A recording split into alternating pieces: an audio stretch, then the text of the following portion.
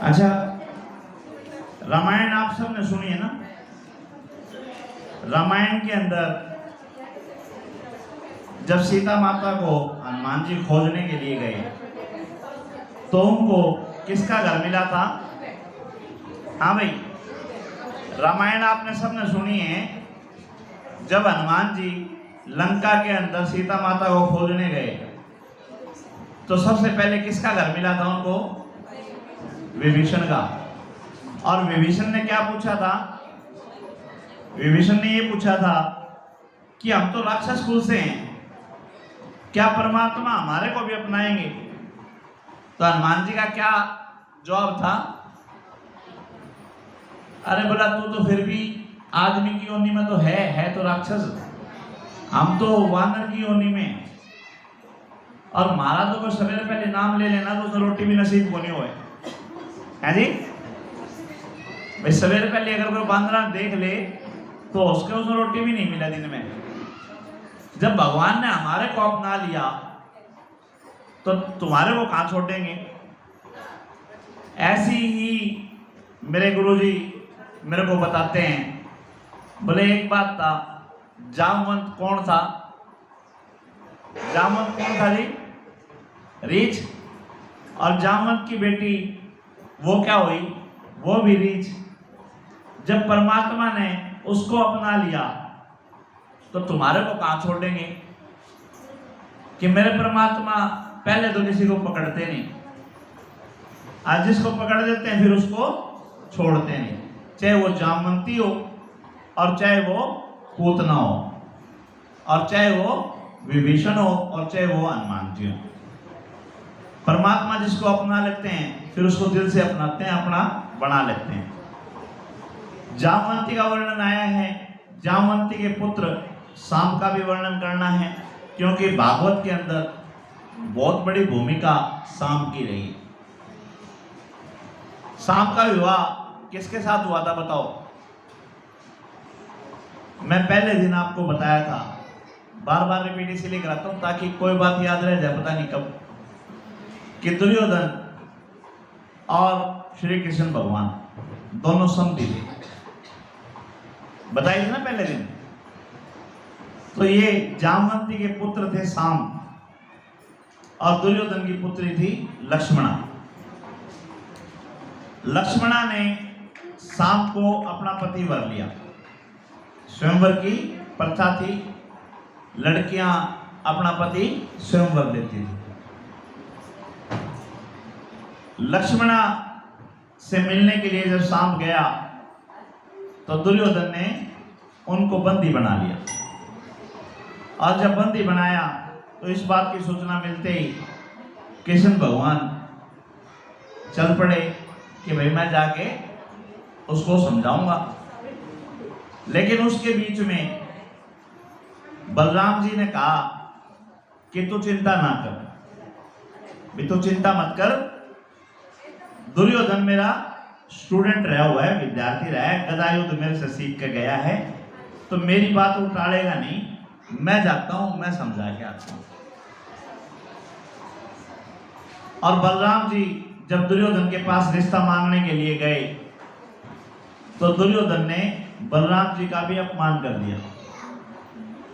उसने कहा कि तुम गाय चराने वाले, तुम्हारे कुल का पता नहीं, भाई थारा बाप तो जेल में था, तुम होए कितने?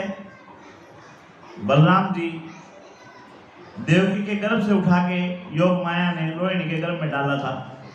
आप समझाते रहो, यह बात किस किस ने समझाओगे?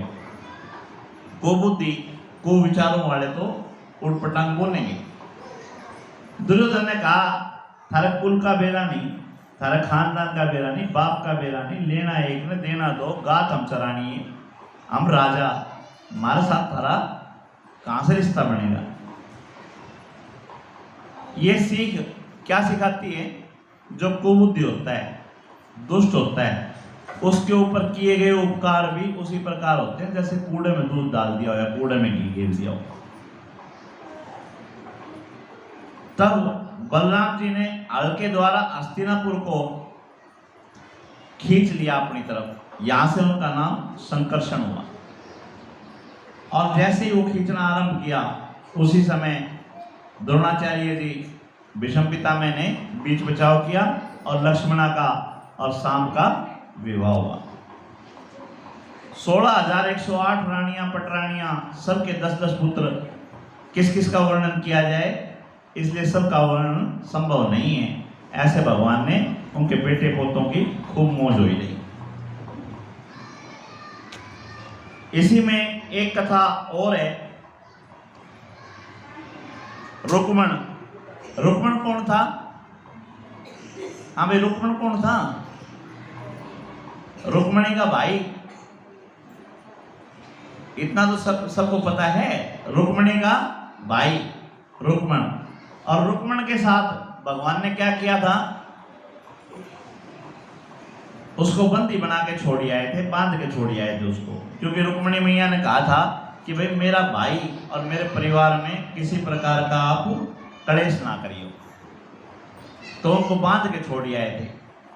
और रुक्मण इस बात को अपनी बेइज्जती समझ गया था और वापस अपने नगर में गया ही नहीं था, उसने अलग नगर बसा लिया था अपना। समय के साथ रुक्मण के पुत्री हुई और वो भी भगवान कृष्ण के परिवार में आई। बुआ भतीजी आती हैं तो भगवान के परिवार में आई। अब रुक्मण ने ये रिश्ता स्वीकार कर लिया, जो कई सालों से बोलचाल बंद थी। भाई बहन जा रही थी, बहन को जबरदस्ती लेके गया था, इस चक्कर में बोलचाल खत्म हो रही थी। आज बेटी ब्याही गई तो बोलचाल शुरू हो गई, घर परिवार में आना जाना शुरू हो गया। अब 2 मिनट की कथा है, आपके जीवन में कभी भी काम आ सकती है, सुनने की है। जब आपके परिवार में खुशी होती है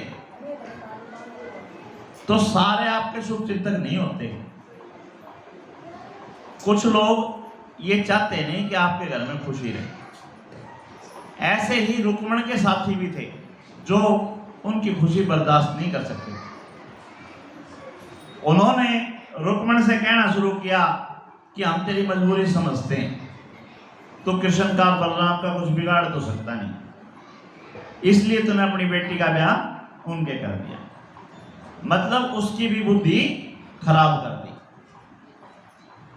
इस कथा से सीखने को क्या मिलता है कि संगत बड़ा सोच समझ के करो। आपका जो साथी है वो कैसा है, इस बुद्धि का थोड़ा सा विवेक से काम लो, ध्यान करो। ऐसा नहीं है कि सारे जो आपको सलाह देने वाले हैं सारे आपके शुभ चिंतक हैं। और यहीं तक सीमित नहीं था, जब आप कुसंगति करते हो तो उसका असर आता है। कैसे असर आता है? जैसे दुर्योधन की कुसंगति अश्वत्थामा ने करी। अश्वत्थामा गुरु द्रोण के पुत्र थे, भारद्वाज के पौत्र थे और उनके दादा स्वयं ब्रह्मा जी थे। ब्रह्मा जी का पुत्र भारद्वाज ऋषि का पुत्र और गुरु द्रोण का बेटा ब्रह्म का जानकार कुसंगति की वजह से बाल हत्या कर बैठा, 5 बच्चों को मार बैठा रात के अंधेरे में जाके, सिर्फ कुसंगति थी। और यही गलती आज रुक्मण ने भी कर ली। अपने कुसंगी साथियों की बातों में आके योजना बना ली कि बलराम को बुला, उसकी घर में बुला के बेइज्जती करानी। क्या समझ में आया? साथियों के साथ योजना बना ली कि बलराम को बुला, तेरा रिश्तेदार तो है ही, और घर में बुलाकर उसकी बेइज्जती करानी। बलराम जी को घर में निमंत्रण दे दिया। बलराम जी घर में आ गए, आके आओ भगत हो गई, खाना पीना होके रात को अपने ताशा पे बैठ गए। भाई जो इस समय खेलने लग रहे वही समझ लो, चौसर तो कौन समझ में आओगी। ताशा पे बैठ गए, ताशा पे बैठ के बाजी में बाजी होने लगी। बलराम जी आरंभ लग रहे थे तो उनका उपहास उड़ाया जा रहा था कि तेरी बेगम पीट दी, तेरा बादशाह पीट दिया, तेरा नौका पीट दिया, तेरा दहला पीट दिया। बार बार उनको सुना रहे थे, तेरे सुखी कर दी, तेरे ये कर दिया, अगले का बार बार बार बार अपमान कर रहे थे। अब गलती से बलराम जी जीत गए तो भी बलराम जी का अपमान कर रहे थे। बोले तुम गा चरानी, तुमने बड़े ताश खेलने आओ, क्या के ताश खेलने आओ, तू क्या का जीतता था। मगर हर तरह से बलराम जी की बेइज्जती हो रही थी। अब बलराम जी का क्रोध चरम सीमा पे चला गया। क्यों? नागवंश से तो है ही, शेषनाग का तो अवतार है ही, गुस्सा तो नाक पे रखा रहता है। और रुक्मण को चेतावनी दी कि रुक्मण संभल लियो, अब मैं यूं नहीं देखूंगा कि हमने भाभी से वचन दे रखा है कि तेरे परिवार में गड़बड़ नहीं हो, संभल चाहिए। लेकिन वो दोस्तों की बातों में आके बार बार बार बार बलराम जी का अपमान करते रहे। और इस अपमान का हल क्या निकला? जो उंगली लगाने वाले थे वो तो निकल दिए और रुक्मण का वध बलराम जी के हाथों। तो ये कथा आप जब भी किसी का अपमान करने चलो तो वो कथा याद कर लेना कि आप जानबूझ के कर रहे हो या आपके उंगली लगाई जा रही है, और इसका परिणाम क्या निकलेगा। गीता सिर्फ इतनी ही है, जो भी काम आप करो उस काम का अंत क्या होगा ये आप पहले सोच लो। अगर कोई भी काम शुरू करने से पहले उसका अंत सोच के चलोगे तो कभी कोई गलत काम कर ही नहीं पाओगे। बोलो कृष्ण भगवान की जय हो।